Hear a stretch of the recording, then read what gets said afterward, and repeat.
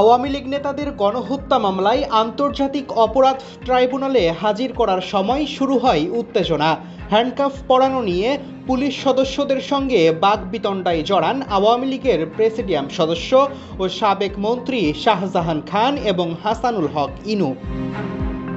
শাহজাহান খান হাত তুলে বিচারকের উদ্দেশ্যে বলেন, আমি একজন বীর মুক্তিযোদ্ধা, আমাকে হ্যান্ডকাফ পরানো হয়েছে, এটা আমার জন্য অপমান। তার আইনজীবীও এই বিষয়টি আদালতে উপস্থাপন করেন।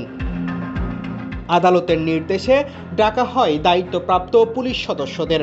পুলিশ সদস্য শহীদুল ইসলাম জানান, হ্যান্ডকাফ পরানোর সময় আসামিরা তাদের রাজাকারের বাচ্চা বলে গালি দেন, এমনকি হত্যার হুমকিও দেন। তিনি আরও বলেন, হাসানুল হক ইনু পুলিশ সদস্যদের বলেন, তোদের 14 গোষ্ঠী খেয়ে ফেলবো। হাজতখানায় এসে মিটিং করে ফের পুলিশ সদস্যদের হুমকি দেয়। আরেক পুলিশ সদস্য নুরুন্নবী ট্রাইব্যুনালকে জানান, পুলিশ সদর দপ্তরের নির্দেশনা অনুযায়ী আসামিদের এভাবে হাজির করা হয়।